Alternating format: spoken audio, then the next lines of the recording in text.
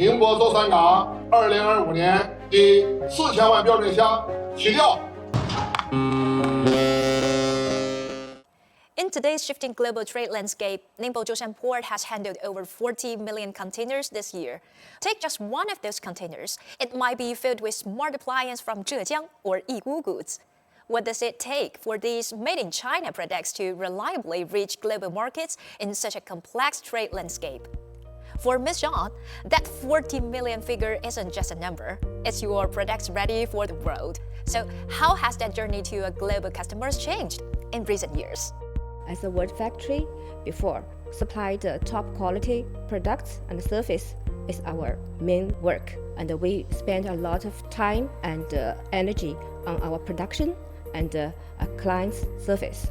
But now it's different. We need to think more facts on the international things like currency rates, shipping line schedule, and international relationship, even political policy.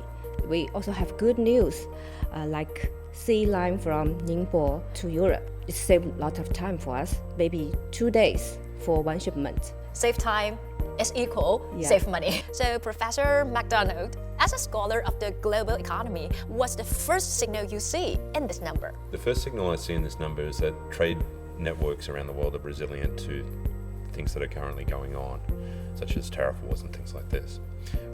The other thing that I see is it's a tribute to the Ningbo government in terms of the amount of investment that's actually been poured into the port and the surrounding area in terms of logistic networks.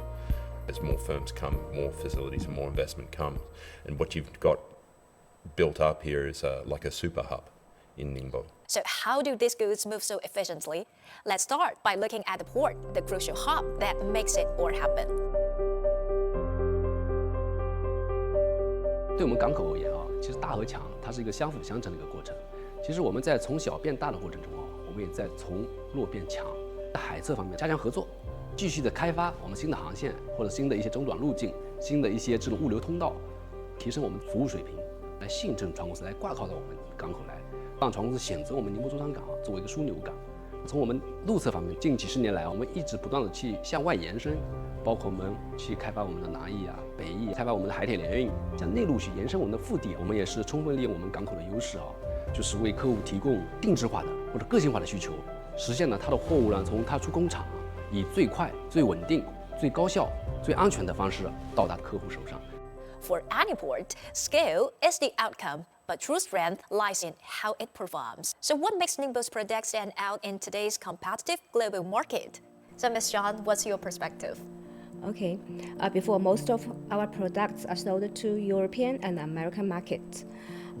Now, the uncertainty growing, so we are trying to exploring the different countries and areas market, like Belt and Road countries, Maritime Silk Road countries, and Southeast country. Let me introduce the hairbrush to you. Usually, we export 140 million pieces to abroad every year. It's about half global market share, roughly. Wow, it's a huge number. Yes, of course. I'm so proud of our products. Although our American clients need to pay more cost because of tariffs and freight costs, but our American orders keep coming in steadily. So this proves our products are irreplaceable in the European and American market. When local business shift from competing on price to competing on value, what does that mean for upgrading the region's industrial structure? To me, a hairbrush is a hairbrush, like it's a generic product.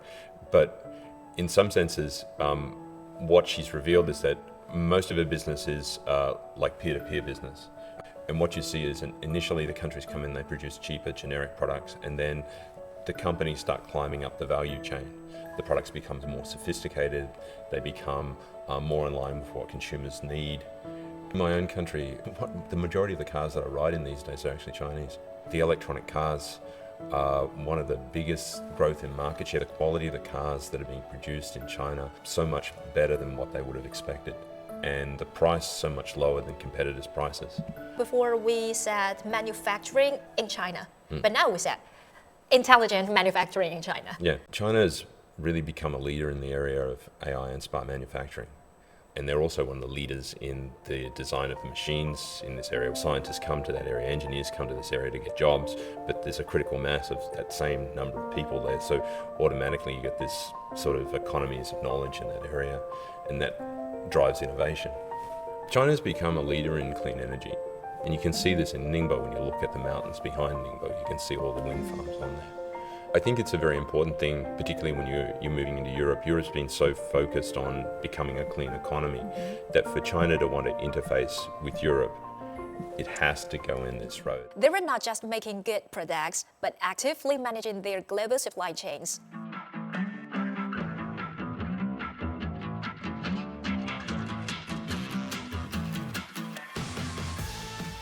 Our company has achieved 3 pivotal leaps during its development journey. We leveraged the cross-border e-commerce to break through free from the low end of the value chain. By recognizing global trends in healthy office environments, we propelled our products towards intelligent solutions. We established public overseas warehouses and opened our logistic capabilities to serve over 2,000 enterprises. Going global is an inevitable outcome of corporate growth, signifying proactive integration into the global ecosystem and the establishment of enduring, trustworthy, and mutual beneficial partnerships. So, Professor, would you say this represents more than just business model innovation? This is sort of predicted in some of the theories in economics. What's called the new economic geography predicts this, basically, that you're going to get an agglomeration in regions, transportation network spiraling out. It becomes a hub in a network where all the spokes sit around it. And this lowers the cost of transportation, so they can produce cheaply, send the goods overseas in a way that's fast, in a way that's reliable, so that your products get to people outside of China and they buy them. As Chinese companies take a more active role in shaping global supply chains, their integration with the world is deepening. And now, let's connect with an expert from the port of Hamburg to get a European perspective on this evolving partnership. Reaching more than 40 million TEUs is an impressive milestone. For Hamburg, Ningbo remains a key hub in Asia. And our close relationship contributes to smooth and reliable trade flows. Hamburg is Europe's leading rail port with very strong inland connections and also gives us excellent access to Central and Eastern Europe. Ningbo Zhoushan, on the other hand, benefits from deep water conditions, large-scale facilities and impressive automation. It's one of the world's most efficient maritime gateways. I see the Green Shipping Corridor initiative between our ports as a very meaningful step. It underscores a serious shared commitment to decarbonizing maritime transport by working together onshore power infrastructure, promoting green fuels and exchanging knowledge. And building on that with cleaner fuels and greener operations is where we can make the most impact together. For Ms. Zhang, with these deepening global partnerships, how is your company turning them into stronger competitiveness and new opportunities for growth? Yeah, for us, the change is the only constant. So we just cannot rely on the past 20 years experience. So we need to enlarge our international intelligence team. We need to build high efficiency sales team, and we also need to build the abroad supply chain. So all this is brand new for us. It's a challenge, Yes. and also it's a big opportunity for you. Yeah. What you're probably going to find in the near future, for a few of these super hubs, they actually constitute maybe 80% of the world's trade flow. They handle 80% of the container traffic of the world. This is a good thing in some senses because it creates a scale-free trade network, a hub and lots of firms, lots of ports coming off them. It's a hub and spoke network. A port tells the story of a city, a company the story of an era. Today, intelligent manufacturing in China is an open proposition to the world, one that offers answers on smarter growth, greener trade, and more inclusive development. This is Ningbo, China.